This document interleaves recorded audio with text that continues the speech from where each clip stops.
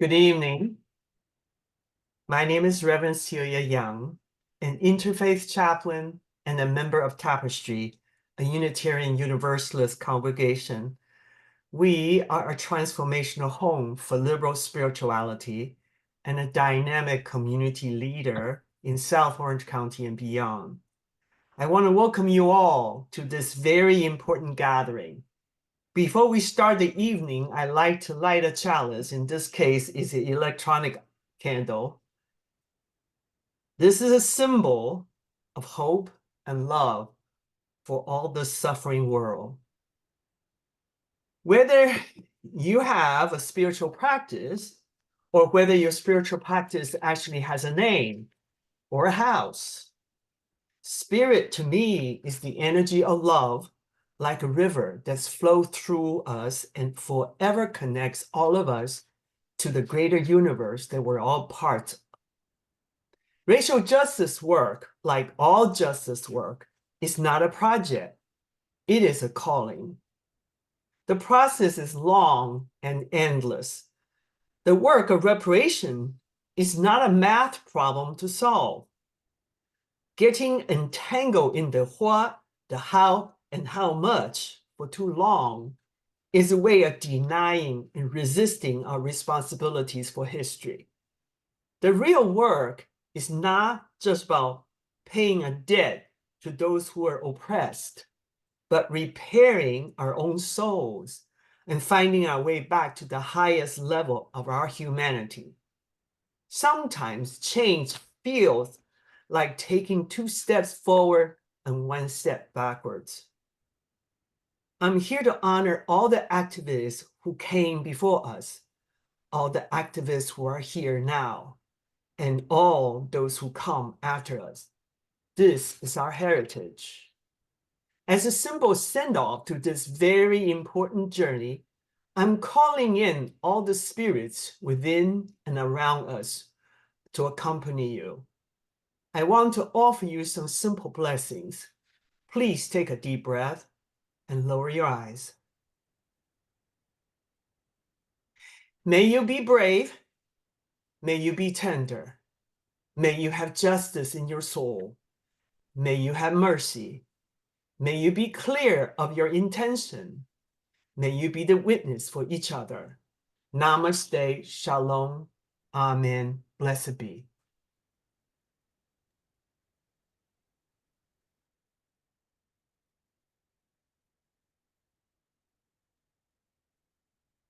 Good evening. My name is Pamela Flodman, and I am a member of the Unitarian Universalist Fellowship of Laguna Beach, and so honored to be able to be part of this event this evening. This reading is adapted from Melina Abdullah of Black Lives Matter Los Angeles, with the assistance of Reverend Gregory Douglas of the Native American United Methodist Church in Anaheim. After the reading, there will be a moment of silence before a call and response, which we will say together. And I believe there will be a link in the chat to this statement.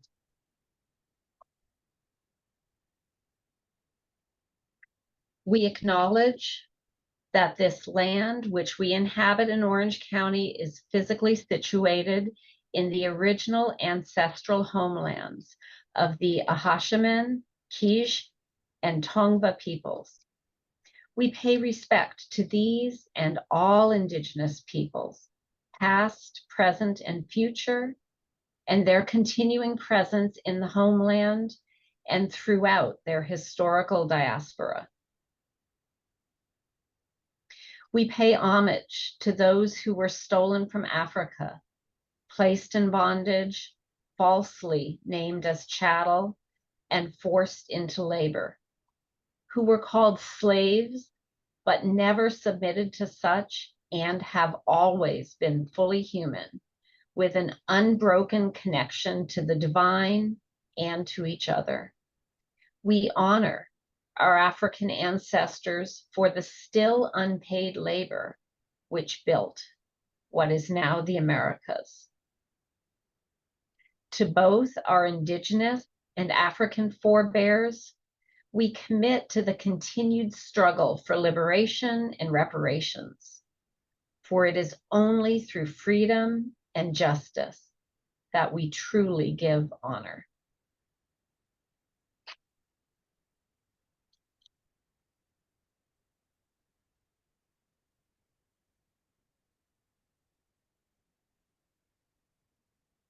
Aho.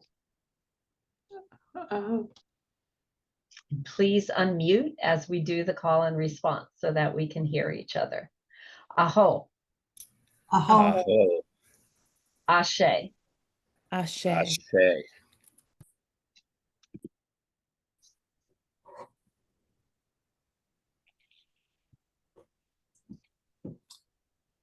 I have a blessing for you this evening.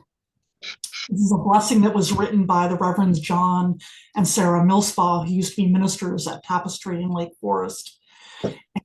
In our religious tradition, it's not just ministers and religious professionals like myself. I'm Reverend Sean Wilshire of Orange Coast Unitarian Universalist Church. But it's not just us who have the power to bless, right?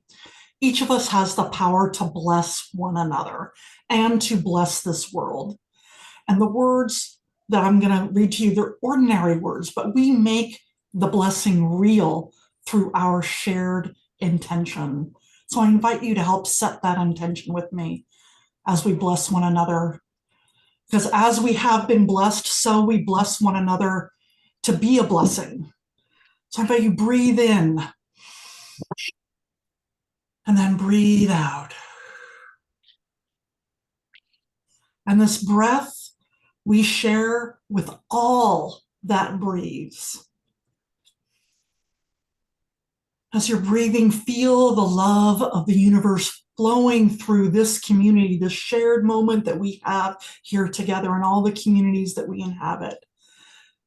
Feel that love through this community into you and out then, out again into the universe. Let the love of all the universe, including your love, flow outward to its heights and to its depths and its broadest extent. For you are more than you know, and you are more beloved than you know. So take up that power. It is yours to create safe haven and to make earth a heaven. Give hope to those you encounter that they may know safety from inner and outer harm. Be happy and at peace, healthy and strong, caring and joyful. Be the blessing that you are. And that is enough. Blessed be, and amen. I want to introduce you now to Sheryl Hagen, who is a longtime member of Tapestry Unitarian Universalist Congregation in Lake Forest. In addition to being a member of the Racial Justice Task Force, Sheryl was a leader of the Friends of Orange County Detainees, which was a wonderful, amazing Tapestry initiative that started visiting asylum seeking detainees in Orange County. And she's on top of that, the proud mama to Augie, a doggy who has recently achieved his CHOC Children's Hospital Therapy Dog status. So congratulations to you both.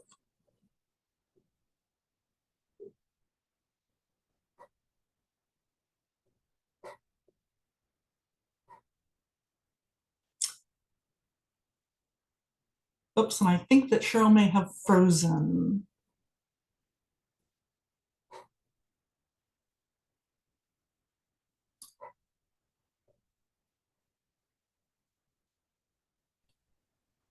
Sheryl, you with us?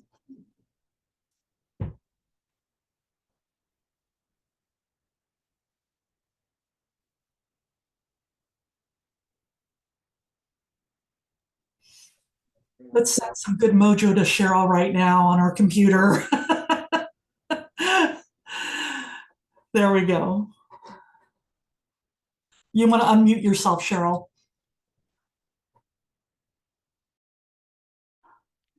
Okay, so I'm starting all over again. Thank you. I'm glad that I made the first faux pas. so that everybody else will feel more comfortable moving forward if they mess up. Anyway, as Reverend Sean said, I am Sheryl Hagen, and I currently serve on the Racial Justice Task Force at Tapestry, as well as being a board member of Friends of Orange County Detainees, the now FOCD, since its beginning in 2012. And at that time, we were looking for a justice project for our congregation to take on. And we learned that the Orange County Sheriff's Jail was right in our backyard. And we realized that many of the men and women that were detained, newly arriving immigrants in our country, waiting in detention or for sometimes in years, and most of whom knew no one in the area, but in the country. But our conundrum was how we were going to identify these folks and further identify who was in need of a visit from a friendly face. It was a very specific goal that we let the people who are in detention, who have come to our country, know that somebody sees them.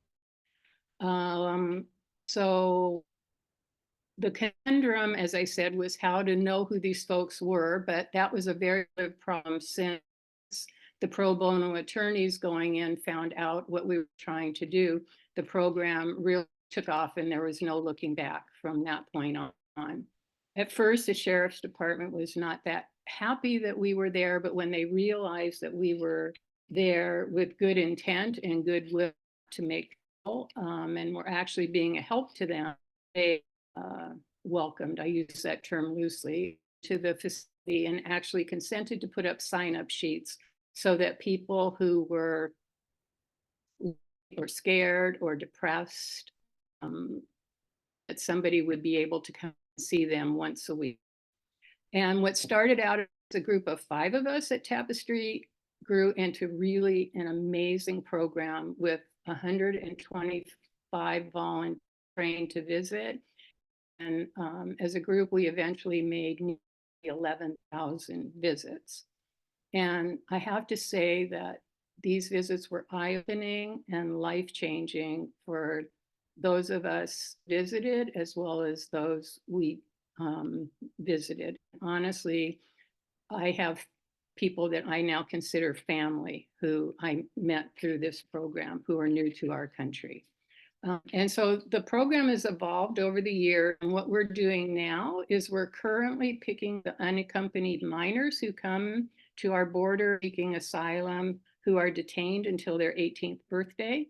When they're picked up, we go them from the facility, spend a day with them through TSA. Most of them have sponsors. If they don't have sponsors, we help identify places where they can have a little bit of it until they can get on their feet. This is a really easy way, so I'm going to put it out there. If any of you are looking for a one day, maybe once a month or once every other, to go to a local facility, pick up from all around the world and be really the first face of America outside of detention, we would love to have you join us.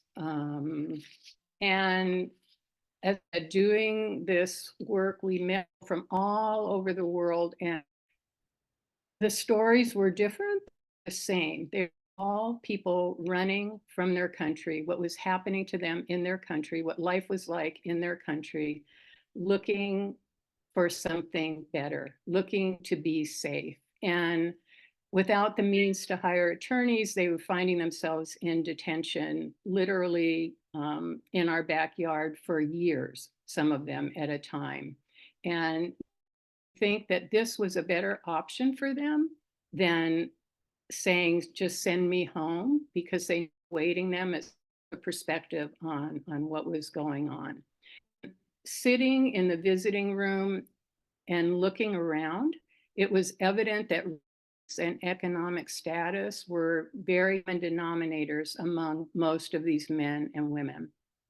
So I know that I was privileged being born white in this country, but I had no idea the magnitude of that privilege until I started doing this work. So you know that Maya Angelou saying, when you know better, do better. So I think the first step is to recognize with our hearts, not just with our minds, the privilege many of us are born with. And we can do that, but then what do? So our Unitarian Universalist faith is a non-creedal faith that centers around our 7 principles. A few years ago, a grassroots movement began, which proposed adding an 8th principle. And the new principle could, should, would, depending on your perspective, be adopted by the individual congregations. And it reads, I think Adam has a slide, but it reads, we, the member congregations of the Unitarian Universalist Association, covenant to affirm and promote journeying towards spiritual wholeness by working to build a diverse, multicultural, beloved community by our actions that accountably dismantle racism and other oppressions in ourselves and in our institutions. And honestly, Tapestry was very late to the game in considering the adoption of this principle. And in order to have a driving force in place to bring the proposal to the congregation, our Racial Justice Task Force was formed. So this will be no surprise to you Unitarians, but for those unfamiliar with Unitarian Universalism, Unitarians are people with big opinions. And the feedback from the congregants has been really eye-opening to the task force, because we really thought this was going to be almost a slam dunk. And it's been met with some real opposition. So everyone's voice, we know, is important. And while the proposed 8th principle comes to a congregational vote in a couple of weeks, and we do believe that it's going to pass at our annual meeting, we did not predict the opposition that we've encountered. So this committee spent a solid year educating and listening to the voices in our congregation. And for people identifying as white, it seems too easy to ignore issues faced by our BIPOC brothers and sisters. So everyone's voice is important. And I think it's a reminder that those who sit in a position of privilege have a responsibility, an obligation to keep speaking out louder, and that's not good enough, louder and louder, until we're heard and until those of us with privilege realize that this is more than about whether the wording of the 8th principle flows with the other 7 or whether they have time to actually go out and do the work. It's about accountability. And this principle calls to action. And there's a rumor I've heard that maybe another congregation that's represented here might be willing to maybe team up with us and partner in keeping us accountable for what we're doing. And that would be perfect. So accountability is a big word that stands out, whether we're speaking about accountability for our actions today or accountability for the things done to those in the past who were forced to bow to the whim of the privileged folks in power. We need to be accountable for it all. And as the saying goes, we repeat what we don't repair. So as important as the work we do today is amongst us, is our ability to educate and encourage and empower the next generation to carry the torch. And that's why I'm so proud and happy to introduce our next speaker, Sophia Uehara, who is going to tell you a little bit about her growing up as a UU and her latest filmmaking project. Sophia? Hi, everyone. Thank you so much, Sheryl. I really appreciate the time and the introduction. I am a filmmaker who's now based in New York, but I grew up going to Tapestry. Tapestry had a very large part of my childhood and my upbringing, and being UU has really influenced, I think, a lot of my adult life decisions. And from childhood onwards, I've really been very proud to be UU. I'm currently working on a documentary that started out of hearing what was happening at Tapestry and across the country. The 8th principle was written originally in 2013, which was more than 10 years ago, and is still not adopted nationwide by UU congregations, which clearly there's a lot of work to do. My documentary is mostly touching on the history of UUism within the United States and also idealism versus accountability within anti-racism work. So currently, I'm here because of the graciousness of everyone on this panel. I'm seeking volunteers who are interested in being interviewed for this documentary film about this. I'm looking for UU historians and also for those who are willing to speak about the eighth principle and different views on it. I will be in Orange County from June 1st through June 10th. And this is also put in the chat, so you can look. And I'm looking for volunteers to be interviewed because I am incredibly interested in why UUs are so idealistic, but often can lack this accountability aspect. There's so much to explore here, and there's so much to learn. And after this piece is done, I'm hoping to donate it to the UUA as a piece of educational content and to other congregations who participate so they can use it for future anti-racism work. Thank you so much for your time, everyone. If you're interested, feel free to give me an email, should be in the chat. It's my full name @gmail.com, and I look forward to hearing from anyone who would like to volunteer. Thank you so much. Thank you, Sophia. So, right, we're passing the torch here. It makes me like really happy and really proud. And now I want to talk a little bit about our keynote speaker. And I had the great privilege of hearing Kamilah speak at a recent Clergy for Lay and Unite for Economic Justice event. And I was really excited she was going to be able to be here with us tonight.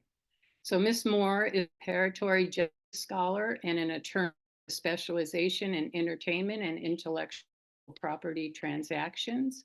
As a law student, she contributed to human rights reports related to domestic, international human rights issues in Brazil, the right to sanitation in Lowndes County, Alabama, and the human right to remedy for Indigenous Black women affected by racial and gender violence in New Guinea. Studying abroad at the University of Amsterdam, Ms. Moore wrote a master's thesis exploring the intersections between international law, reparatory justice for the transatlantic slave trade, chattel slavery, and legacies.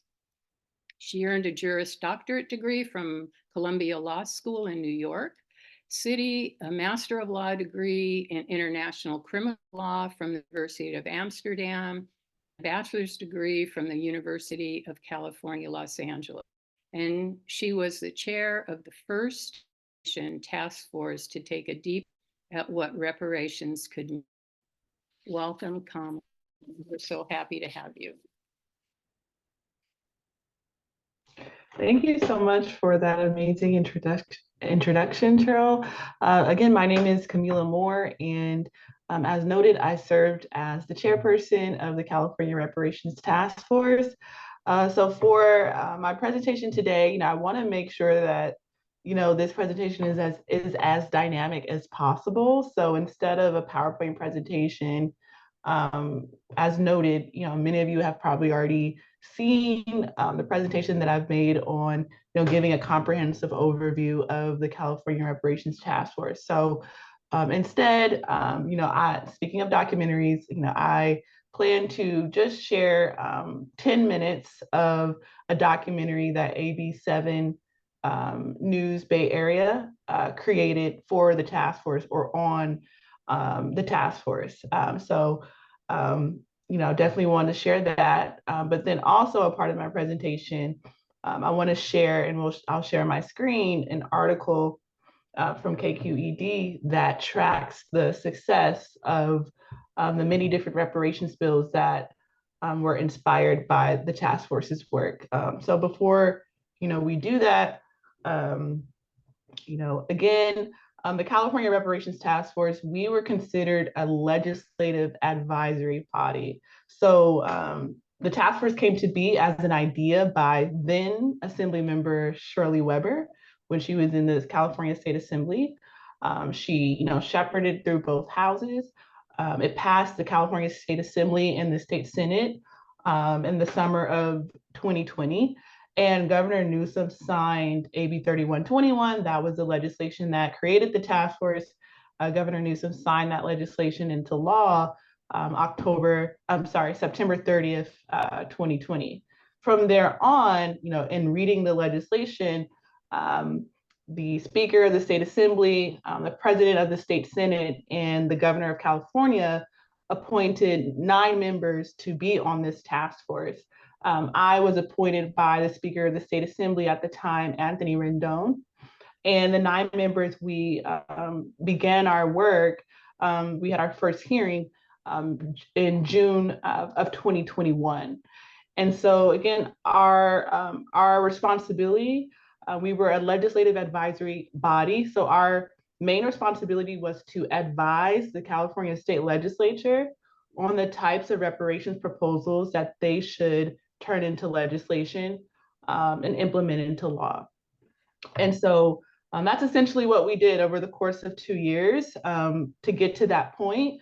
We held over 16 public hearings, many of them virtually, many of them also in person, studying, but not only studying, developing reparations proposals and policies based on what the task force called 12 major areas of systemic discrimination that Black Americans or descendants of persons enslaved in the United States still face today. These 12 areas of systemic discrimination we called the lingering badges and incidents of slavery. So in the case of California, most of our reparations policies and proposals are not necessarily tied to slavery per se, but it's tied to the instances of systemic discrimination that have existed post-slavery. But slavery is still an important touch point in the conversation, which this documentary will share. But then also I want to thank Adam for in the agenda in terms of resources for folks to kind of do a deep dive on their own. He included a QR code for the task force's executive summary in case you do not want to read our full 1,100-page final report. But there's also QR codes in there so that you can read the full 1,100-page final report if you'd like, maybe even do book clubs around it. And I know that there's QR codes for the final hearing of the task force is in there as well, including our final recommendations. There's a QR code in the agenda so that you can review our over 112 final recommendations. So I'm going to turn to Adam now so that we can watch the video. But just one final point, as I just mentioned, the task force, we recommended over 100 policy recommendations, over 100 ideas essentially for the legislature to essentially turn those ideas into legislation. And in this most recent legislative year, because the task force ended officially July of this past year, 2023, now the California State Legislature has introduced a series of bills, particularly the California Legislative Black Caucus, and Black legislators have taken the lead this legislative session. So only Black legislators have introduced reparations bills in the state legislature this year. And there's about 19 of them, but we'll get into that a little later. So yeah, I am done talking. And so, yeah, I would love for us to view the first maybe 5 to 10 minutes of this documentary, California's Case for Reparations, executive produced by journalist Julian Glover at ABC7 Bay Area News. And then if any folks have any questions, then we can do that. Otherwise, we can move on with the agenda. So thank you so much.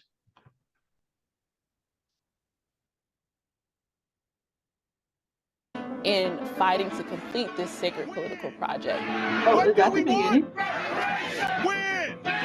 My great-grandfather was a sharecropper who had 17 children and worked from sunup to sundown and died with absolutely nothing. I would hope that he would be proud and know that I stand on his shoulders, and there are no better shoulders to stand on.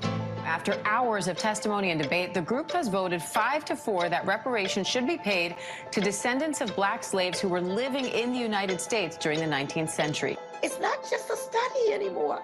We are history in the making right here, right now. This is groundbreaking work that they've done in a nation that has oftentimes denied its responsibility for slavery and the impact of slavery on the lives of others. Wait, sorry, Adam, can you rewind it to the beginning? Because there was a few shots that we missed. It would address that I think are helpful. Sorry. Thank you. California is moving to consider reparations for slavery. And we'll just start here by signing this. A California Reparations Task Force is making history with a major decision on who will receive compensation. The descendants of slaves are standing in the shoes of their ancestors in fighting to complete this sacred political project. What do we want? Reparations! When? My great-grandfather was a sharecropper who had 17 children and worked from sunup to sundown and died with absolutely nothing. I would hope that he would be proud and know that I stand on his shoulders, and there are no better shoulders to stand on. After hours of testimony and debate, the group has voted 5-4 that reparations should be paid to descendants of Black slaves who were living in the United States during the 19th century. It's not just a study anymore. We are history in the making right here, right now. This is groundbreaking work that they've done in a nation that has oftentimes denied its responsibility for slavery and the impact of slavery on the lives of others. I think reparations could be a part of the solution because it would address historic acts of racism. I would like to say that to my fourth great-grandparents who were born slaves, our time has come. Reparations is alive as a discussion now. It's not going to end now. It's going to keep going until reparations is a reality. Folks may or may not be ready, but we're here now. I think our mantra has to be, this time it has to be different. This time it must be different. California has at least stated that it is different. And I think I'm calling on Californians to remember their difference in that way and to do something. Reparations is not charity. It's not a handout. It's not a gift.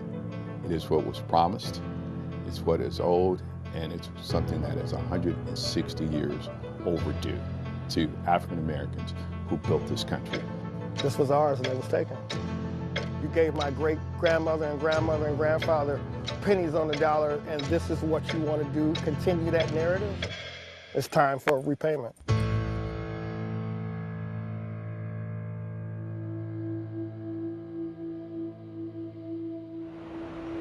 I will begin calling the roll with the chair. Present. Chair Moore is present. Vice Chair Brown. Present. Welcome, members of the public, to the California Reparations Task Force last hearing before we sunset July 1. Today is historic. America, it is more than a place. It's an ideal and an aspiration to be better, to be fairer, to be more just, to be stronger, to be more inclusive. And today we have moved closer to becoming a more perfect union. After 2 years and more than a dozen meetings held across the state of California, the first in the nation state-level reparations task force concluded its work. A painstaking process that often tapped into the pain of the descendants of chattel slavery in America. This will begin a right or wrong that began centuries ago. But apology alone, as a standalone, is not enough. And this reparations will be making right the many centuries of wrong. The question of making it right, of repairing the harm, is now before the California state legislature. And I hope California, through the legislation that we introduce as a Black Caucus, will help, like you say, move forward to address those wrongs that still affect African Americans in this state and in this nation today. State Senator Stephen Bradford is a part of the California Legislative Black Caucus, making history by introducing more than a dozen bills in a reparations package, an effort he believes will be a long, multi-year fight. We wouldn't be the great nation that we are today if it wasn't for 400 years of free labor. And people need to recognize that. Many of the largest landholders in this country benefited from slavery and having those individuals work that land. We wouldn't lead the nation or the world, I should say, in agriculture and textiles and tobacco. All of that was built on the backs of slavery. And people need to understand that. The individuals who have benefited from generational wealth in this country, there's a nexus, whether directly or indirectly, to slavery. I stand here representing the nameless, the faceless, people you will never meet, whose lives were impacted by the work of this task force. I stand here representing generations of Black cooks, criers, weathers, Rogers, Skurlocks, who were enslaved and never paid, who were overworked, beaten, raped, stolen from, lied to, who never got the promise of 40 acres and a mule, who never received equal pay, equal treatment, and did not benefit from affirmative action or the promises of America, liberty and justice for all. The world is getting ready to hear us right now. Answer my question. What do we want? When? What do we... I'm 78 years old. I don't want to wait 2 or 3 years, and so we need to get paid now. We need to be repaired, restored, and repaid for all the pain and suffering that we have endured. That work was made possible by California Assembly Bill 3121. It was signed into law by the state's governor, Gavin Newsom, in 2020. It's just remarkable that we haven't established these frameworks and these criterias in the past, but I'm very pleased nonetheless that we're finally here. In the shadow of the global movement and protest for Black lives, sparked by the murder of George Floyd by Minneapolis police officers. That bill formed a 9-member state reparations task force. What the bill AB 3121 set in motion was not only studying slavery, but what it noted as slavery's lingering effects. Slavery was a policy. It was an economic policy, it was a development policy. And what we do know is that from that time till now, there have been many policies that have been taken up and put in place that have similarly impacted the experience of African Americans in this country, in the state of California. Those anti-Black policies are the reason the task force makes the argument that California should be on the hook for reparations, despite entering the Union as a free state in 1850, a decade before the Civil War. How do you draw that through line from the vestiges, right, of slavery to the discrimination that Black folks still experience in the United States today? Although slavery was formally abolished via the 13th Amendment and the Emancipation Proclamation, there are lingering badges and incidents of slavery that still negatively impact the African American community. From racial terror to political disenfranchisement, mental and physical harm and neglect. It's impossible to identify every single harm or atrocity against the African American community, but the task force does our best to describe the 12 major areas of systemic discrimination. These are outlined in the California Task Force's 1,100-page final report. The report documents a painful and racist history of the unequal and often ugly treatment of Black people in this country. First, stolen from the continent of Africa and sold into chattel slavery. After emancipation, it was 100 years of Jim Crow segregation and discrimination, and a post-civil rights movement era that has promised equal access to life, liberty, and the pursuit of happiness that has fallen short in delivering. Black people, we've had over our hellish moments, our horrors, and hardships.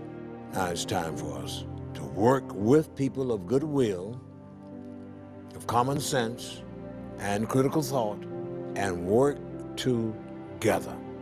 Dr. Martin Luther King Jr., my teacher, said once, if America has organized to do bad things against the Negro, America needs to organize to do good things with the Negro for the welfare and advancement of an oppressed people. That's what reparations is all about. This has been a long time coming, and I think folks want to celebrate that it's no longer kind of a fringe conversation, but that it has been mainstreamed a long way from HR 40, which is just this study. Congressman John Conyers, working with the National Coalition of Blacks for Reparations in America, or INCOBRA, would introduce H.R. 40 in the U.S. House of Representatives for the first time in 1989. So all the momentum that we see in California now, though some might say it just started a couple of years ago, it did not. It built upon that strategy that INCOBRA, in concert with Congressman John Conyers, initiated back in those early days. The push for repair in the form of reparations is as old as the harm, America's original sin of slavery. In January of 1865, formerly enslaved African Americans were promised 40 acres and a mule by General Sherman in Special Field Order 15 as the Civil War winded down. Union troops confiscated land from South Carolina to Florida from former slave owners in the Confederacy to turn over to freed black people. That promise fell to pieces with the assassination of President Abraham Lincoln. His successor, President Andrew Jackson, signed an order to return the land back to its white owners. The push for repair would not end there. From Queen Mother Audley Moore in the 1960s, the Black Panther Party in the late 60s and early 70s, and now to contemporary, grassroots reparationists who are fighting for reparations, not only to honor, their ancestors, but also to acknowledge the enduring legacies of slavery that still impact us today. While national legislation has stalled, California is making history. The task force releasing an unprecedented more than 100 recommendations for reparations in its final report. The position of the California Reparations Task Force is that this has to be a long-standing commitment, an intervention to actually dismantle the systems that created this outcome in the first place. In other words, the harm was literally centuries in the making. So the repairs have to be long in the implementation. And now those recommendations are turning into legislation, something these black Californians who can draw their lineage back to an enslaved African brought to America say is long overdue. I think that I've been motivated by my ancestors. I am the daughter of Hetty, granddaughter of Hilda, great-granddaughter of Lavinia, and I'm not sure I had a choice in this. My grandmother was part of the peonage system. She was 5 years old, working in a household for others, got to watch the children in that household go to school while she didn't get to go to school. So I do this for her. I do this all the way down to my youngest grandchild, because this is a national movement. We're laying the blueprint for not only the nation, but for the world. So what have you been told about this particular tree that we're walking up to right now? This is one of two. This tree was here when my great-grandmother bought the property. There is a big to-do surrounding this even bigger tree in what is now a busy industrial park in the city of Hayward, home to dozens of businesses on land worth millions. Christian and Jordan Johnson's great-grandmother once owned this property when this town went by a different name, Russell City. It was founded in 1853, just 3 years after California entered the Union. This tree is now the only reminder of what was. To be here, to see, companies here like making generational wealth out of what was just our home, it hurts for sure, definitely. Long before these two cousins were born, their great-grandmother, Jessie Mae Johnson Henry, and great-grandfather, Bernie Patterson Johnson, had settled in San Francisco's Fillmore district, eventually forced out of that neighborhood due to housing discrimination. In the 1950s, they became part of another thriving community of Black and Latino families. Christian's dad, Jonathan, remembers his grandmother telling him about the magic of this town. My family always used to share just great stories of the community. Russell City was a very thriving community, very close-knit, kind of agricultural community, it wasn't a lot of, jobs and opportunities for individuals. So why would anyone move here? Racist housing policies like redlining, backed by the federal, state, and local governments in the first half of the 20th century, limited where Black and other people of color could buy homes across the country. California was no different. The Johnsons found Russell City was a place where their money was welcomed. Jesse May paid $7,800 for 10 parcels of land in this unincorporated and undeveloped community. Unincorporated meant it was easier for non-white families to purchase. It also meant there was no electricity, no water or sewage, but it was full of love. The stories and the memories are told so vividly through so many different, people that I've met from Russell City. By the early 1960s, another round of racist policies would claw back the land these families owned. The Johnsons would be forced out a second time. The city of Hayward deemed Russell City blighted and used a policy known as eminent domain to force out the Johnsons and other families, 1,400 people in total. Urban renewal came from specifically federal policies in the mid-20th century. As it related to California and specifically in the East Bay, what that meant was there were areas that were determined to be blighted. What that means is, well, the government can come in and just kind of take over and take away. The assumption is you just have to find another place to go. The Johnsons and many other families protested the city's order to vacate their home. Those that resisted had their homes burned to the ground in fires. But ultimately, they were evicted and moved east to Tracy.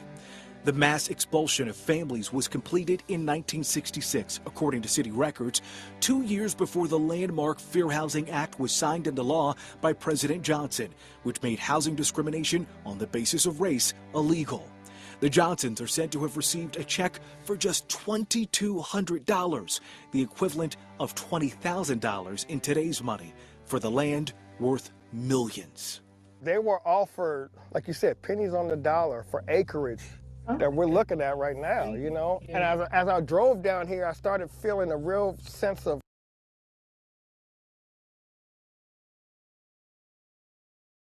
Okay, thank you so much. As noted, that documentary is called California's Case for Reparations.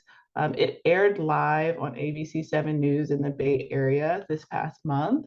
And it was executive produced by an amazing journalist, Julian Glover, who also, I guess you could say, produced another award-winning documentary last year on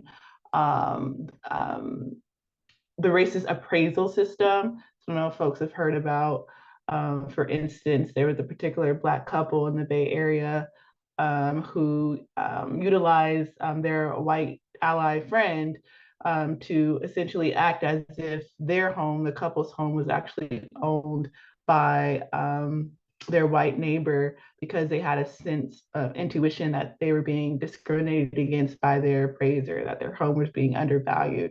And when they did that experiment, they found that that was the case. And so actually they actually settled with that appraiser.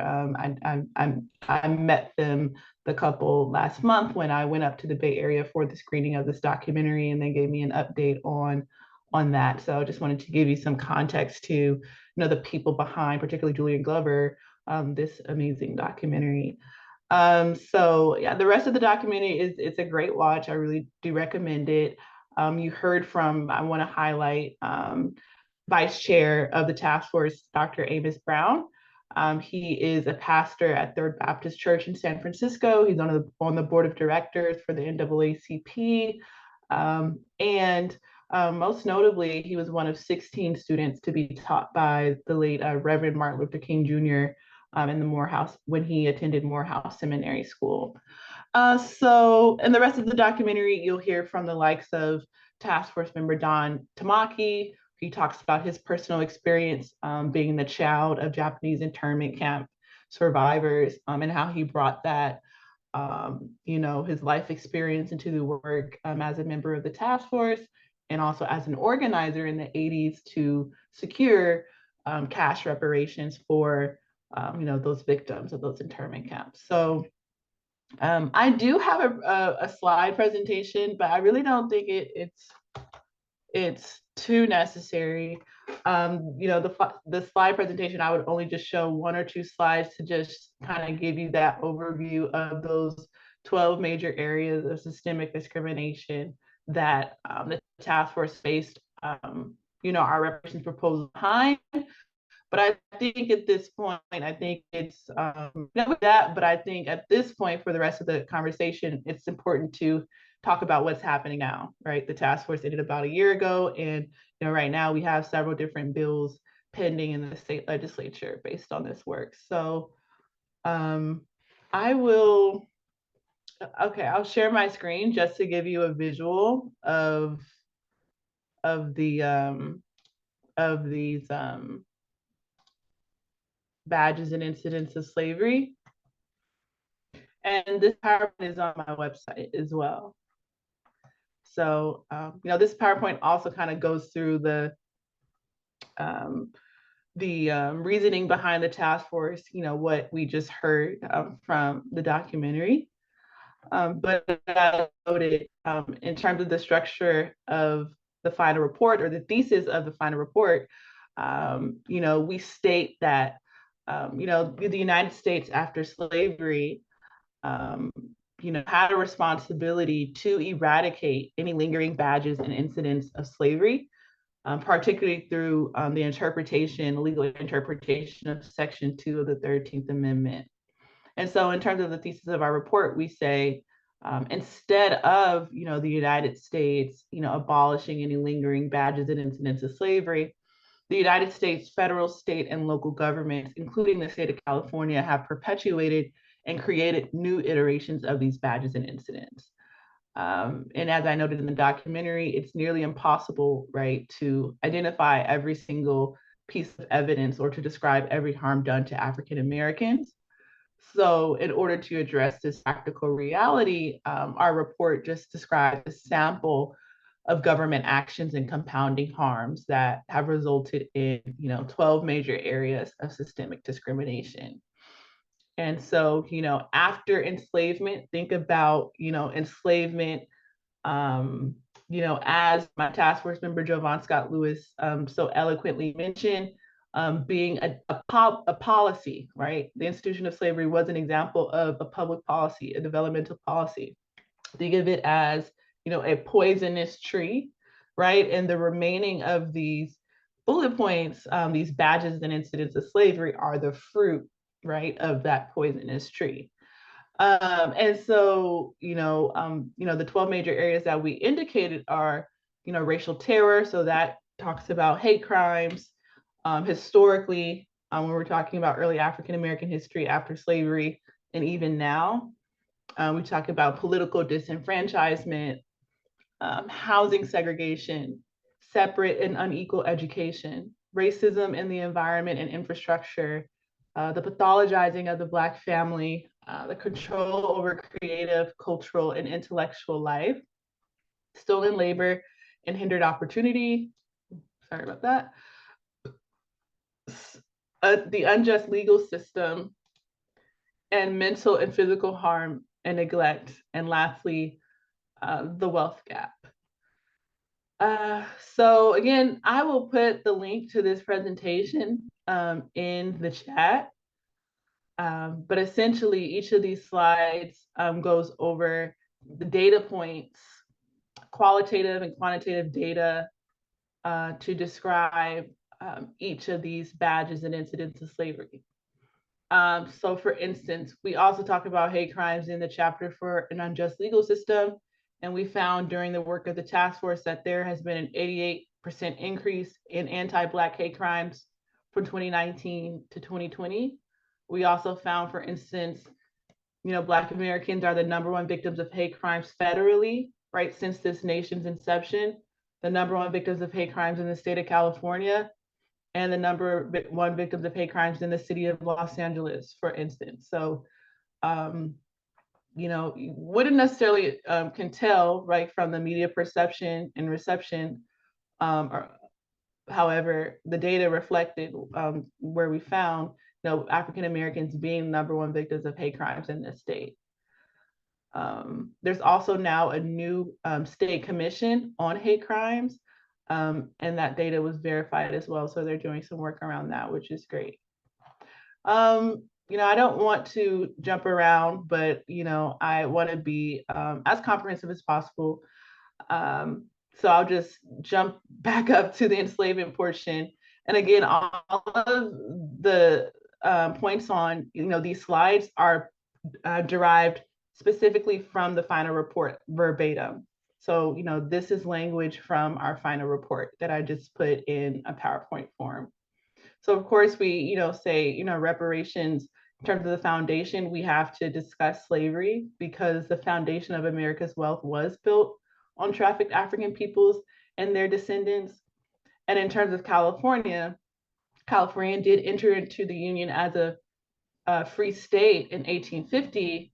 However, in 1852, just 2 short years after it was entered into the Union as a free state, it implemented a fugitive slave law, which was very rare for free states.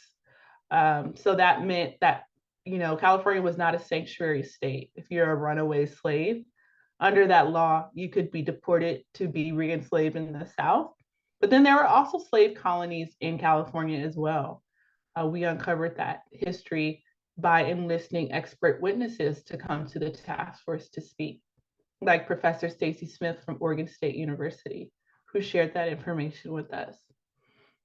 There were over 1,500 to 2,000 enslaved African Americans living in California in 1852. Slave colonies in San Bernardino, in Los Angeles, there were slaves in the Bay Area as well. So all throughout California is essentially my point. We talk about racial terror. We talk about in the 1900s, for instance, California sometimes even held more KKK events than Mississippi or Louisiana. And in the early history of some of these towns in California, many of the elected officials were a part of the KKK.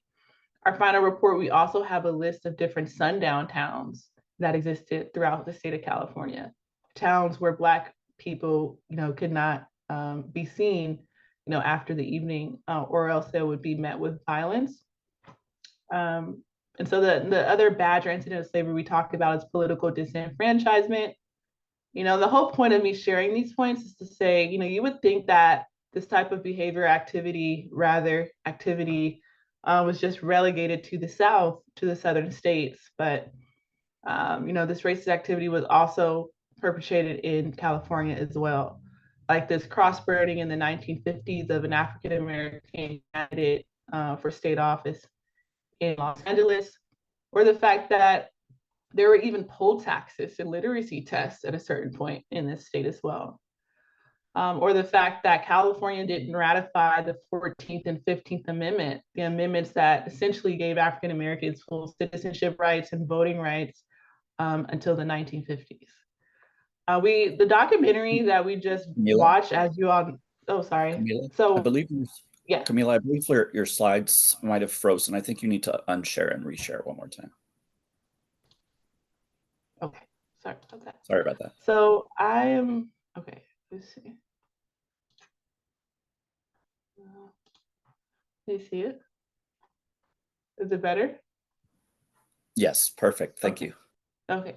And the documentary we just watched is, as you all saw, probably gleaned, is mainly about, focuses more on housing discrimination. So the documentary focuses mainly on just one of the lingering badges and incidents of slavery that the task force talked about.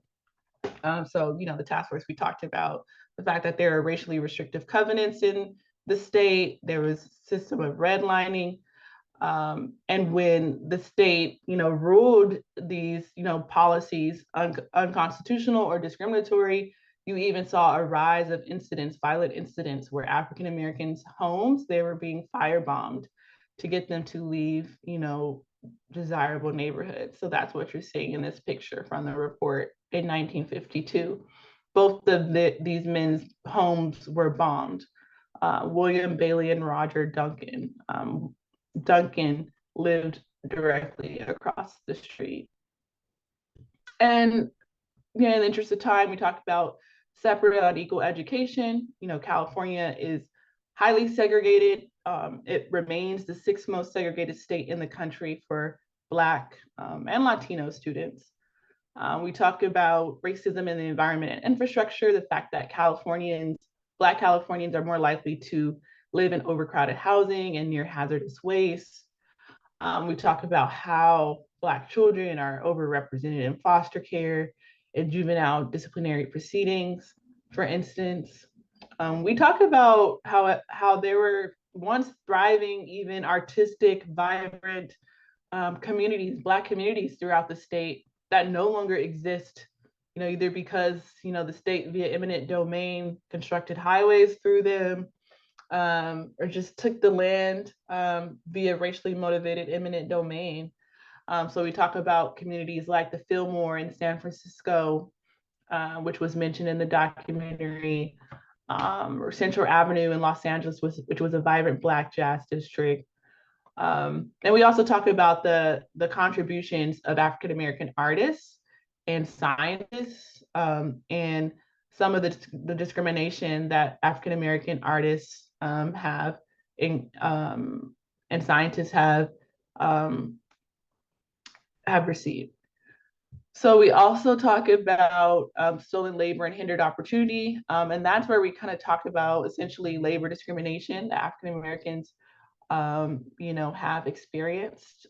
For instance, in California, in San Francisco, at a certain point in the 1940s, there were actually no Black firefighters. By 1955, there were no Black firefighters. In 1970, there were only 4 of 1,800 firefighters were Black. So essentially, that's indicative of industries kind of being slow to hire African Americans post-slavery, even just outright discriminating against them and excluding them from labor markets. And, we talk about mental and physical harm and neglect. There's a 7-year life expectancy gap between Black Californians and white Californians. And we also talk about the wealth gap as well. We talk about how in 2019, white households own 9 times more assets than Black households. That's a national figure. And then we also talk about, again, because this is really about, rectifying hundreds of years of discriminatory public policy. So we're talking about the wealth gap. What are some of the ways in which the wealth gap became so large? And it's in part because of discriminatory public policy, things like Reverend Martin Luther King Jr. Noted in some of his speeches, where he said, he mentioned, for instance, the Federal Homestead Act, the California Homestead Act, which is an instance of exclusionary public policy, which by and large allowed white families to, essentially occupy and settle hundreds of acres of free land.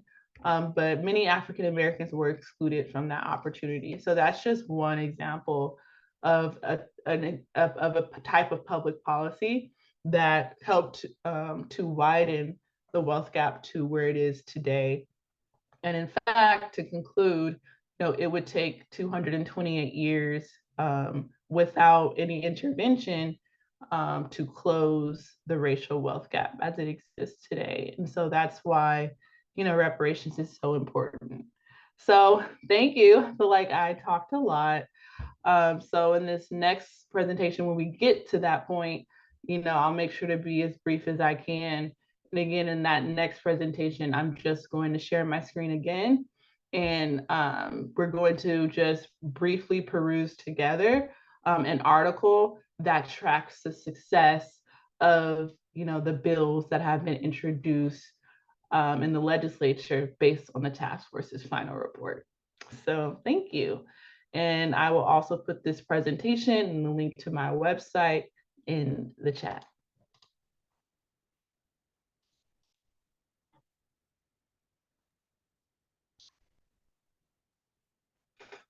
Thank you so much for all of that, Kamilah. That was, at the very least, I'm sure many on this call would agree that it's enlightening at the very least. We know that that this is some really heavy stuff that some of us are just learning for the first time. Some of us have known for a long time. I know that this can feel tender and big and insurmountable. So I would like us all to take a moment and close our eyes and take a nice centering breath.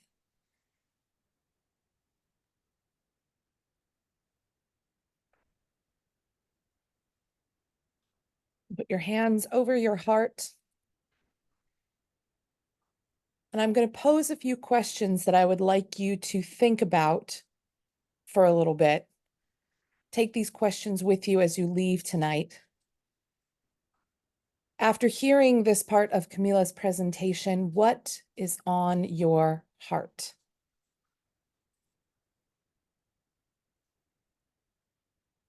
I want you to think about that as we breathe in, deep and all the way down into our toes.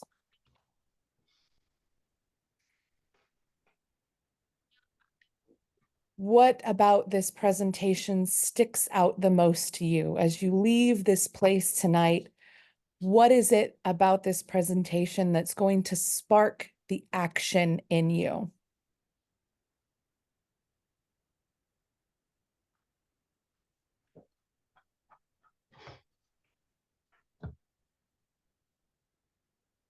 How can the words that you heard today and the things that we'll see if we continue to watch the documentary and as we go on and see this reparations work start to come to fruition, how can we find ourselves as a part of the work?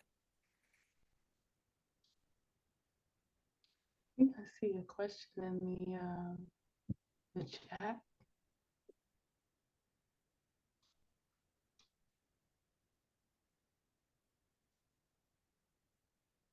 Yeah. So basically, Alex is asking if I can. He's asking, can you speak about how the legislature has defined who is eligible, current residents, documented ancestry? And so, starting with the task force. So the task force, we stated that, we advise that there should be a current residency requirement initially, but then we backtracked on that because, for instance, we do know that there are descendants of slaves who, were born and raised in California, but particularly experienced harm in California, based on, what I illustrated and what the documentary illustrated, that may not live in California today, right? So should we fault them for that because they were pushed out of California for one reason or another, for instance, because of housing discrimination or because of racial terror? No, we shouldn't. And so I think as it stands, there is no current residency requirement. The requirement is, you are eligible if you are a descendant of an enslaved person living in the United States prior to 1900, and you can also prove that you resided in California at some point. And I advocated for that to be the framework in part. Also doing my research, there is a statewide reparations effort to give reparations in the form of compensation to women who were victims of forced sterilization in California, either in California state prisons or in mental health facilities. And so, in meeting with them, they made it clear, for instance, there could be a woman who lived in California, was forcibly sterilized, and now lives on the opposite side of the world. Now, she would still be eligible because she resided in California when she was harmed, right? The harm occurred in California. So, the same logic would apply. So just to succinctly address the rest of your question, you previously lived and worked in Orange County, that would make you eligible on top of, you showing, you being a descendant of American slaves.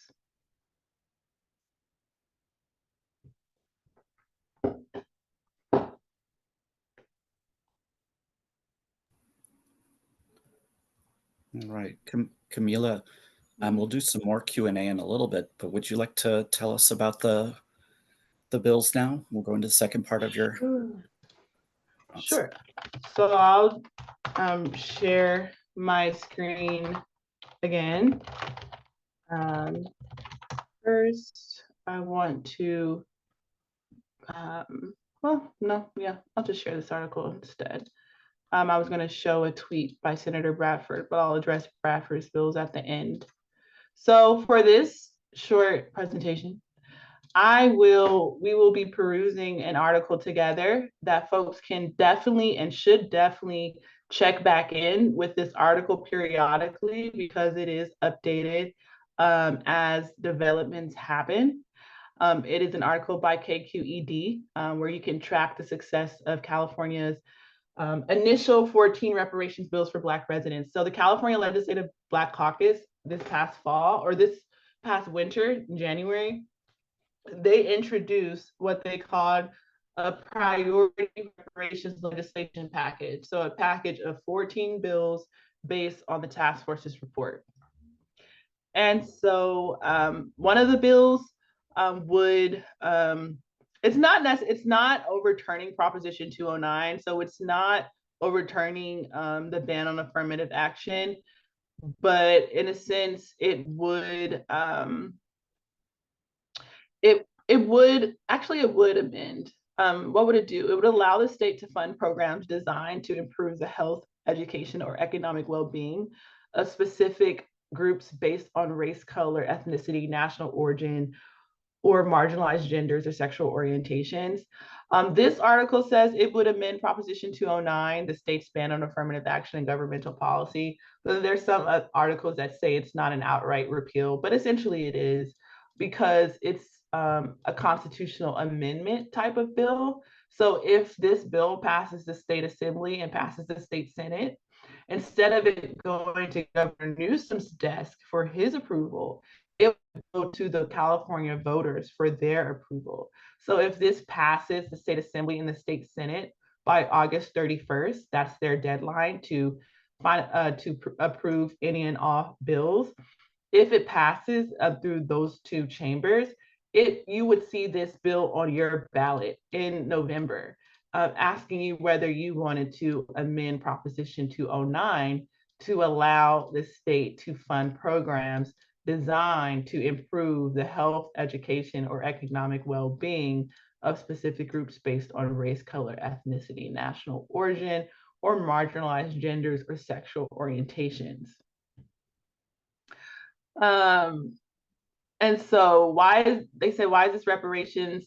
In part, many of our task force's proposals are not necessarily lineage-based, they're race-based. So, the proposals that are race-based, they would need something like this bill to pass for them to be successful. So what's the latest? This bill hasn't really moved much. It's just sitting, waiting for referral to committee in the Senate, but it hasn't moved since September, actually. Moving quickly along, the next bill is ACA 8, and that would remove language from the state's constitution, allowing involuntary servitude as a punishment to a crime. Remember, ACA constitutional amendment, that implies that the California Constitution would have to change. Currently, our California Constitution allows for prisoners to do forced labor. And so this bill would remove the language that would allow for forced labor to be a punishment for a crime. Keep in mind, our federal constitution also has that same clause. And so there are organizers on the state level and the federal level, trying to amend our constitution. So that's no longer the case. So what's the latest for ACA 8? The bill is now pending the state senate. It has not moved since September, though. But keep in mind the deadline for bills to pass is August 31st. So we'll see. The next is a resolution. It's a simple resolution for the state legislature to acknowledge the actions of government officials in California who have advanced chattel slavery and subsequent discrimination policies against Black Californians. Why is it reparations? Because the process of providing reparations must begin with acknowledgement and an honest recognition of the harms. So where are we at with that resolution? It passed the state assembly just this past month, on a 59-0 vote. So, you know, everyone except for those who might have abstained, which is not recorded in this article, voted in favor of the resolution and the Assembly side. So now it's heading to the State Senate. This bill hasn't moved since last year. It's AB 280. If it passes, it would limit the use of solitary confinement in state prisons. The next bill is AB 1815. If it passes, it would prohibit discrimination on the basis of hair texture or hairstyles like braids, like locks and twists. When introduced, the bill focused on preventing discrimination in amateur sports leagues and later broadened. So the bill has been assigned to the Senate Judicial Committee and it's still awaiting a hearing date. The next bill is AB 1929. It's a simple data disaggregation bill. It would require data about recipients of state technical education grants to be disaggregated not only by race, so this article should be amended, but also by lineage to determine and ultimately to create a competitive grant program to increase the enrollment of descendants of slavery in STEM-related career technical education programs. AB 1929 passed the Assembly on a 65-0 vote on April 9th and now heads to the State Senate. AB 1975, if passed, would require Medi-Cal, the state's public health insurance plan, to cover culturally relevant and medically supportive foods or nutrition interventions when deemed necessary by a healthcare provider.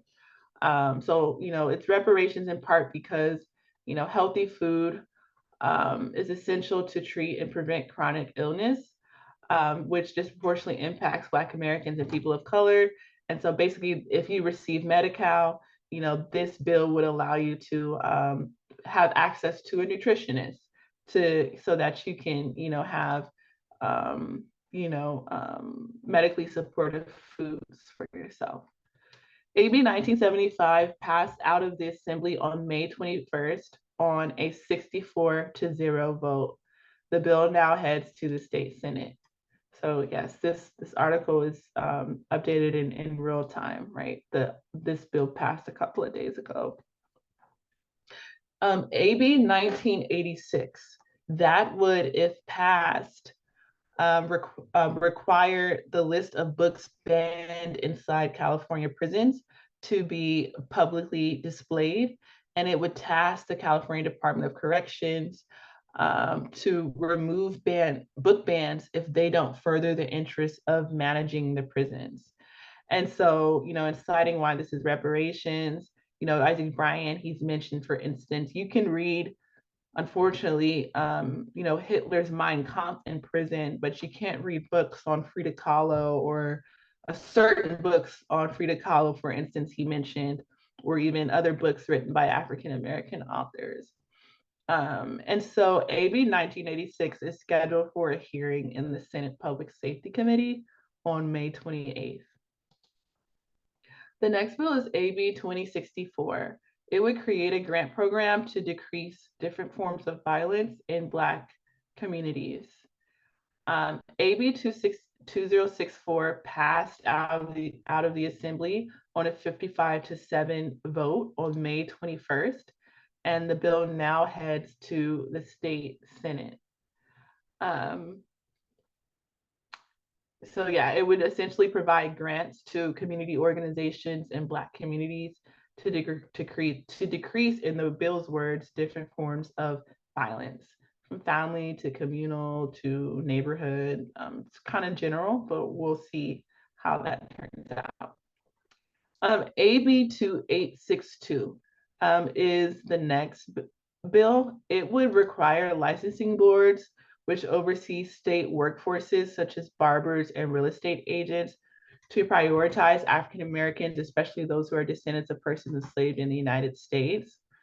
It's mentioned to be reparations as a way of promoting economic advancement and closing the income gap.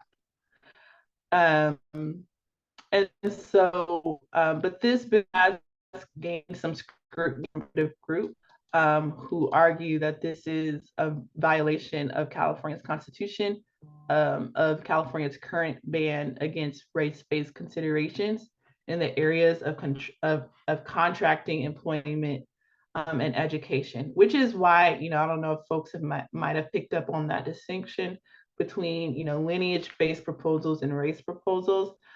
Technically, lineage-based proposals are considered race neutral, at least for right now, in the eyes of the courts. And so, that's why particularly I have been in favor of championing, lineage-based proposals, policies that are nearly tailored to descendants of slaves rather than to Black people writ large, because we're seeing in real time how conservative groups are really attacking, programs, policies, and bills that are race-based on its face. But nevertheless, this bill has passed the Assembly on a 56-1 vote and now heads to the state Senate. The next bill is AB 3089, and that's an apology bill. So it builds off the resolution bill that I mentioned earlier.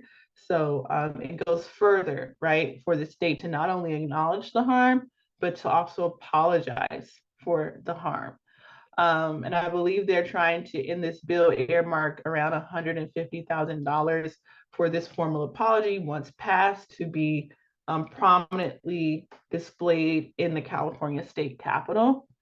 And the bill passed on the assembly floor May 16th, I think 62-0. So everyone except for those who abstained, which I believe were some of the Republicans, voted in favor of this apology bill. So it now heads to the state Senate. Getting towards the end. The next one is AB 1331. It would essentially give schools that qualify for the State Board of Education's local control funding formula equity multiplier positive consideration for state grants supporting career technical education. Where are we with this bill? It passed out of the Assembly Appropriations suspense file on May 16th and now heads to the Assembly floor for a vote. Very quick note, suspense file, that's a special process in the state legislature. That's where bills are sent to ascertain the fiscal outlook of these bills, right? What would it cost the state if these bills were implemented? And most notably, they say if your bills go to the suspense file for a hearing, they most likely are going to die. So it's kind of rare for bills to survive the suspense file process. But this bill did survive the process and now will go to the Assembly for a floor vote. So the next bill, which is really related to what we saw in the documentary earlier, one of the bills championed by Senator Stephen Bradford, it would review, investigate, and make certain determinations on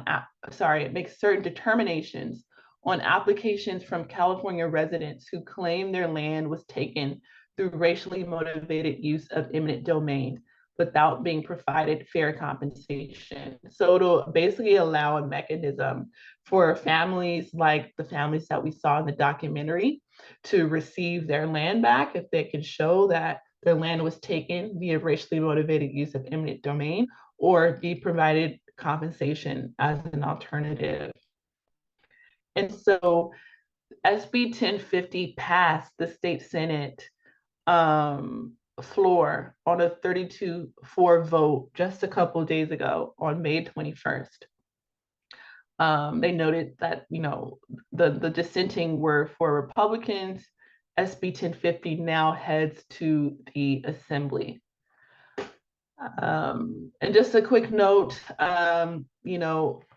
wherever these bills have originated, whether they originated first in the Assembly and in the Senate, they have to go through the committee process in each of these chambers then they have to go to the floor of each of these chambers, and then they swap.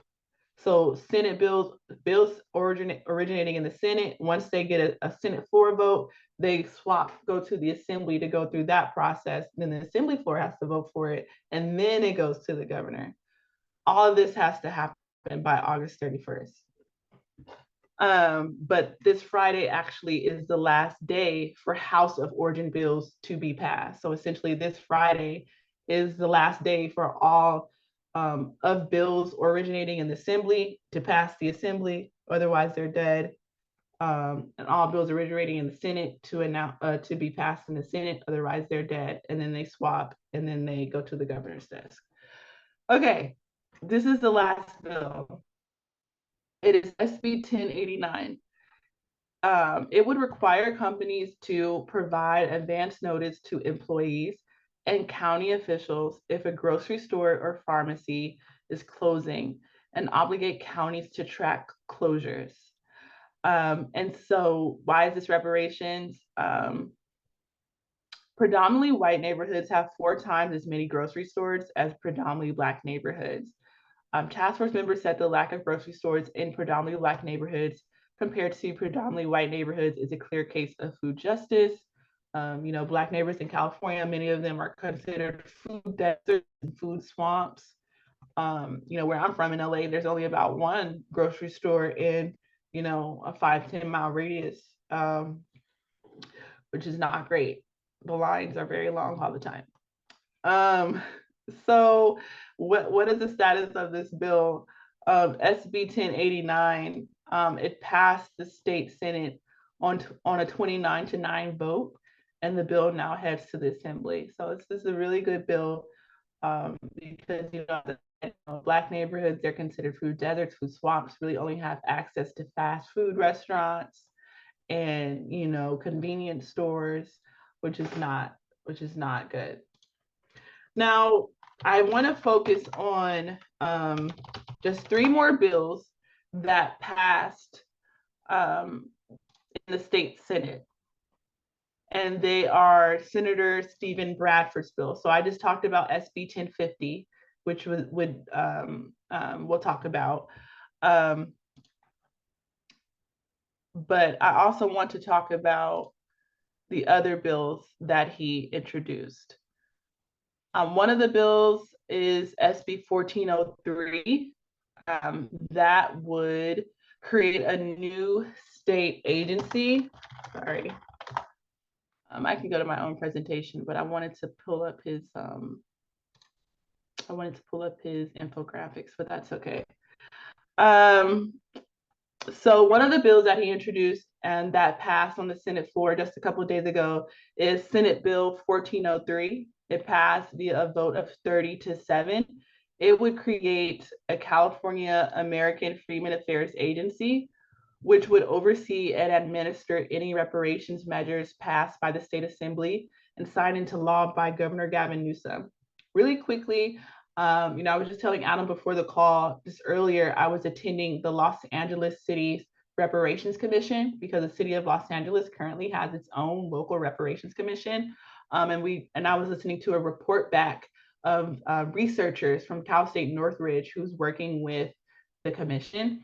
And they noted in their report back in the studies that they've done on reparations models internationally and domestically, you know, all successful reparations models has had an intermediary group, whether it be, you know, a major organization, but really, you know, a state agency, for instance, to, you know, administer reparations claims. So in the context for Jewish Holocaust survivors, you know, they had the Jewish Claims Convention or conference, for example, that served as that intermediary group to process reparations claims. For Japanese Americans, they have the Office of Redress Administration. That's the office or intermediary group that they had to administer reparations after a successful political movement. And so that's what SB 1403 would establish. It would establish a state agency, an intermediary group to process reparations claims, to administer any reparations bills that are passed through the state assembly and the state senate and then signed into law by the governor or voted in favor by the voters. And so lastly, the last two bills, the other bill that passed of Bradford's is SB 1331. It passed with a 30-7 vote also on Tuesday. And it would establish the Fund for Reparations and Reparative Justice in the state treasury in order to fund policies approved by the legislature and governor that address harms faced by Californians caused by the state. Notably though, because let me back up really quickly and say, Senator Bradford, outside of the 14 bills that I just showed you, Senator Bradford introduced 4 additional bills. He introduced the Agency Bill 1403. He introduced the Fund Bill 1331. He introduced SB 1050, which is actually a part of the CLBC's reparations package. But he introduced 2 other bills that would have provided property tax relief to descendants of slaves and would have provided a grant for descendants of slaves to purchase their first home, or if they already have a home, to help pay down their mortgage. All of those bills went through the suspense file committee process that I mentioned to you earlier. And of those 5 bills, only 3 of Bradford's bills survived that suspense file process. So the 2 bills that would have provided descendants of slaves property tax relief, or would have provided descendants of slaves that housing grant program, those 2 bills were killed last week in the suspense file, citing budgetary concerns, saying that the state is in a historic budget deficit. And so those 2 bills were killed. And so I want to give that context to say, you know, these 3 bills are very substantial, and it's really great that they survived the suspense file process. Again, the 3 bills that survived would create a new state agency to administer reparations that are approved by the legislature. 1331, which would create a fund to fund any policies, reparations policies. But note the suspense file in that process, they removed from the bill a specific funding mechanism. And so what that means is if that bill passes as it's currently written, it would create a fund, but it would just be an account. It wouldn't, it would be a fund with nothing in it, essentially.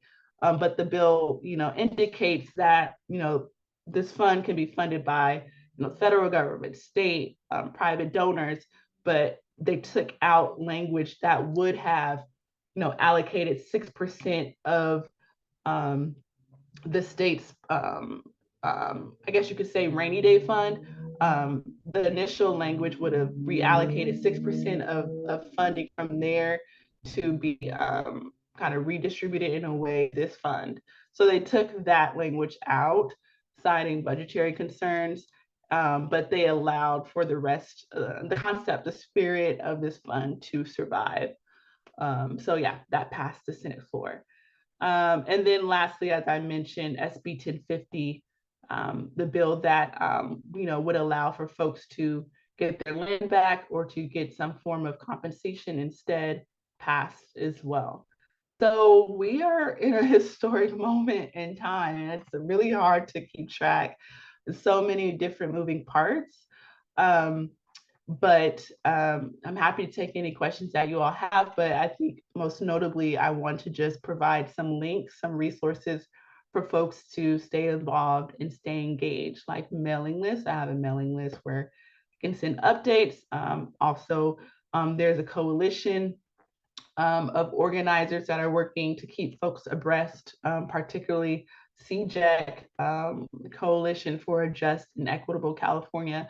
I'll put their website in the chat for folks who may be interested in getting updates from them as well. For instance, they send out, I promise this is the last thing I'll say. For instance, CJEC, they send out, action items as well, where you can support, some of these bills in real time. So thanks again. I know that was, again, a lot of moving parts, but thank you again for your interest and your time.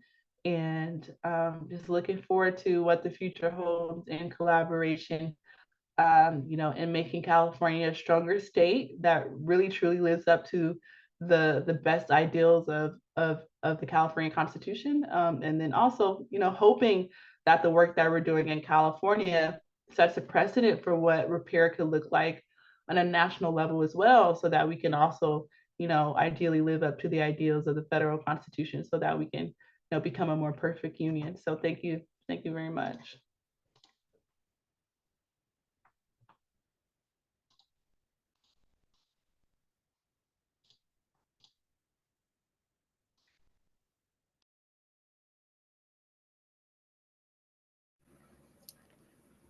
Amazing. Thank you so much, Kamilah.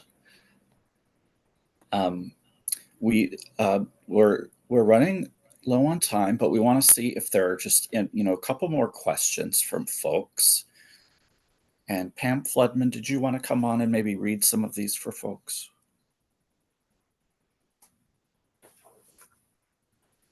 Yeah, sure. I think one of the questions that's come here in the chat, and I know you were just giving us a piece of an answer to that, Kamilah, was from Reverend Sean, and maybe you can give us more detail about how your work here in California is inspiring other states to do the same. Do you have any information for us on how maybe, again, from California, there's maybe some leadership that's making a difference in other states as well? Yes. So as of now, outside of California, there are 2 other states that have a statewide reparations task force or commission. The second state after California to create a reparations task force commission for African American slave descendants is the state of Illinois. They began their work, I believe, in 2022. And so I have been in communication with folks on that commission and have provided insights. For instance, one of the task force members of that commission gave remarks in person at the California Reparations Task Force last hearing, June 2023. We wanted to make sure that we were in conversation and in community with these states as well. And then New York is the 3rd state to have a statewide reparations commission. They have recently appointed their commissioners, but they have not had their first hearing yet. And then outside of that, DC is not a state, but this past summer, I gave expert testimony at the DC City Council because they are also in the process of creating a similar commission. And New Jersey has wanted to have a statewide commission, but they have received a lot of reluctance in their state legislature. So they have just went out on their own to create, I guess you could say, kind of a community-based reparations commission that really comprises of different nonprofit organizations in the state of New Jersey, where they have created their own task force hearings to, essentially try to, in attempts to hold the state accountable to implementing reparations policies. So yeah, there's a lot of stuff going on the state level, but also on the local level as well, and federally. It's a lot of moving parts. Yeah, no, thank you very much. And I think one of the things I'm appreciating from what you've explained to us today is the detail and the thought that has to go into how these things can actually, how these bills can actually move forward. You've referred several times to the moving parts, and that's something certainly I've learned more about today. We have another question here. Well, first of all, an appreciation for your comprehensive presentation, and certainly for providing all the links so that we can work on these.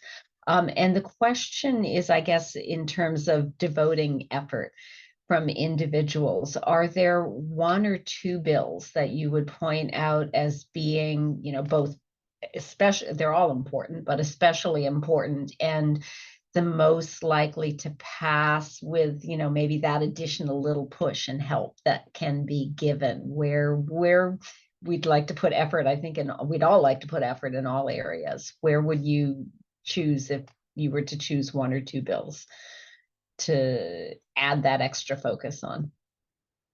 Yes, thank you. That's a really great question. So if I would choose, essentially the three bills that just passed the Senate floor, that's been introduced by Senator Bradford.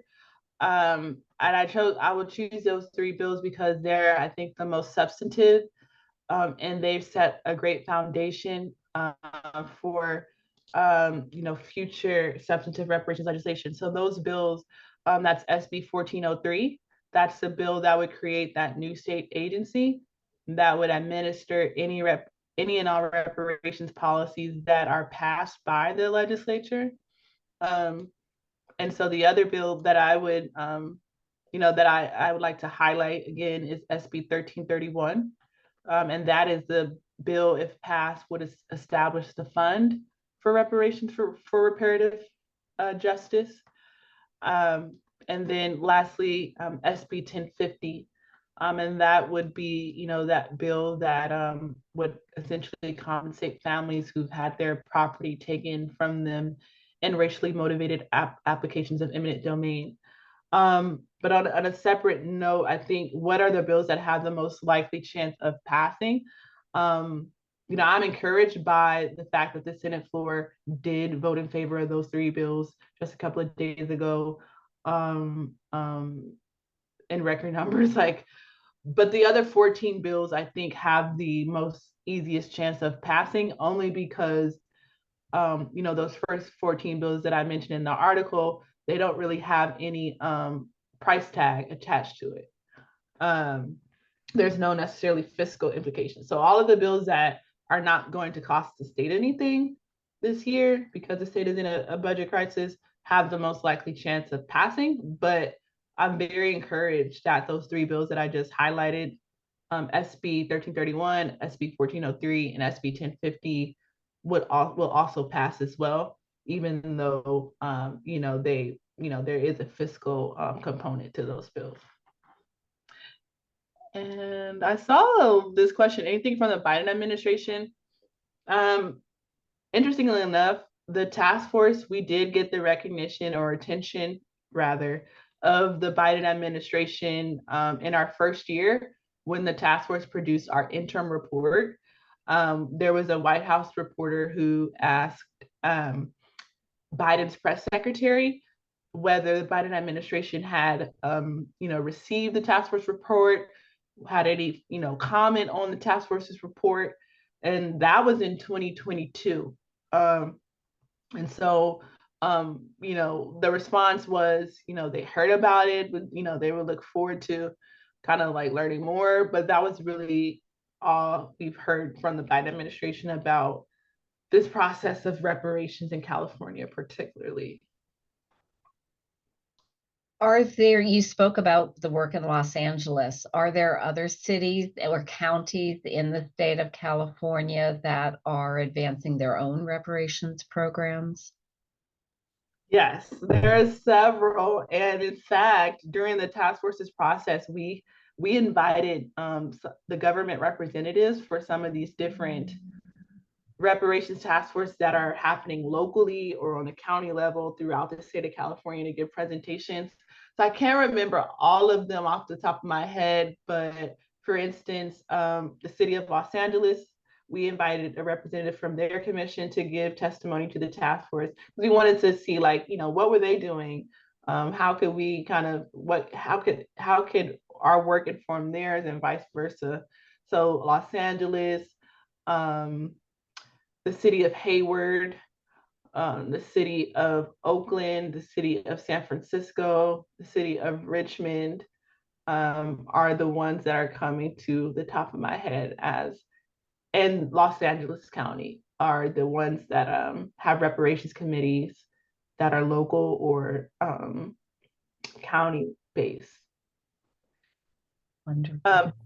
I would just say the last point, I'm going to put in the chat a link to the task force's website, because all of the task force's hearings will be on that website in perpetuity. All the meeting materials, any and everything related to the task force for folks to kind of do a deep dive at a later point. It's all available for folks to peruse as well. Great. Well, thank you for the great questions and for the wonderful answers to the question. And I think we'll turn it now over and end the question and answer and turn it turned back to Adam, I think, at this point. Whew. The first part was so heavy, and the second part of your presentation was so uplifting, Kamilah. I'm so excited about what is possible. Hello, everyone. I don't know, not everybody here knows me, but my name's Adam Overton, and I'm with CLU, Clergy and Laity United for Economic Justice. We're in Los Angeles County and Orange County, and we are working hard to try and make sure that our faith community in Southern California is ready to push. And especially we want to make sure that all of our white faith community are ready to push extra, doubly, triply, quadruply hard to make reparations a reality. This is the first of probably many years of trying to win reparations. And like Kamilah mentioned, some of these that have nothing to do with financials will, probably go fast and easy, but there's going to be more and more that are going to take a lot of work to pass. And so we are organizing a response. We want to make sure, especially here in Orange County, where our representatives are probably, many of them are most likely to either vote no or abstain, which is basically voting no. We're going to be keeping an eye on all of these bills, especially the ones that Kamilah just highlighted that might need extra oomph from us, and we will be keeping folks posted. So what I want to do real quick is I'm going to just post something in we have one major action item for everyone today. And I'm just going to share my screen too real quick so folks can see this.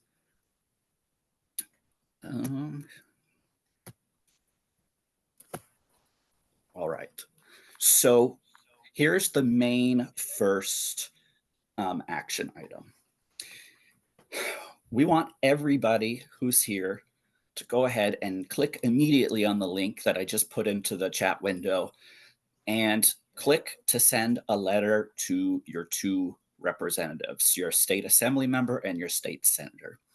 All you have to do is go to the site, put in your information, and then it will send the letter straight to your two folks.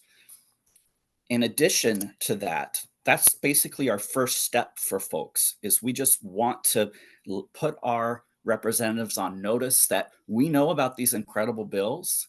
We want them to pass, and we're watching. We're watching, and we're waiting for you to do the right thing and to join us in this incredible movement in righting this historic wrong. Also, a part of that same form, if you fill out that form and click click to send, you'll also be joining our, we'll add you to our CLU's Reparations Now action alert list. And so whenever we get updates from Kamilah and other partners that we need phone calls, or we need more emails or more letters, or if we need to have, a group of folks in one particular district, join on a Zoom or go show up at a representative's office, we'll let you know as soon as possible and see if you're available to help. So we'll do that as long as you just do that, fill the form. And then finally, we're looking, CLU has in the last year just founded an Orange County Interfaith Racial Justice Network. And if you're in Orange County and nobody is really keeping tabs on things for this reparations work at your church or organization, we ask you to step up and serve as a representative to attend those meetings. We meet every other month, and we have a separate mailing list. But if you're willing and ready to step up and be that point person for your congregation, we'd love to know it. And there's a checkbox on the letter form where you can click that to say, I want to step up and be that representative. But first step, let's send that letter out. And let's get this stuff moving. We'll follow up as we'll send a follow-up email with all of the links, all of the information, links to the slides, etc. So anything and everything that's here, you'll have at your ready. And if anybody needs any kind of support, further information, ideas for ways to put together presentations, etc., please contact me at aoverton@cluejustice.org, and we can connect you with anything or anyone that you need. Well, KC, how do we get Clues started in San Diego? Well, I guess, did you just volunteer to start the San Diego chapter? Yeah, we'll talk about it. We'll talk. Yeah. But for now, plug in, get involved, and let's make this happen. And gosh, Kamilah, I'm just so grateful for you. This is about the third time I've gotten to hear you speak, and every time it makes me more hopeful and excited, even though I know that some of this we still may not achieve some of this within our own lifetime. But this is the first of many legislative sessions that we have to work together on this. And hopefully we'll all become fast friends soon. We are the movement, and y'all are the Unitarian Universalist movement for reparations now in Orange County and beyond. So thank you so much, Kamilah. I'm going to hand it off. I believe we have someone who's going to bless us out of here into the rest of our evening. When we light our Unitarian Universalist chalice, we know it is more than just the reminder that we have spent our time together. It is the spark of the hope that we have for the future.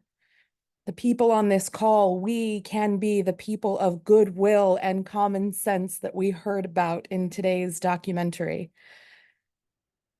The enduring legacy of slavery can never be erased, but the step towards reparations can be the enduring legacy of the good work that our faith community and the community at large can do.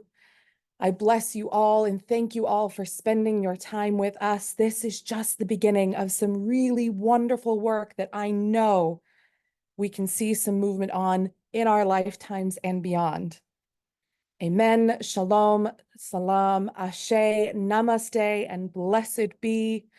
Go now in peace. May the light within you be a blessing to the world.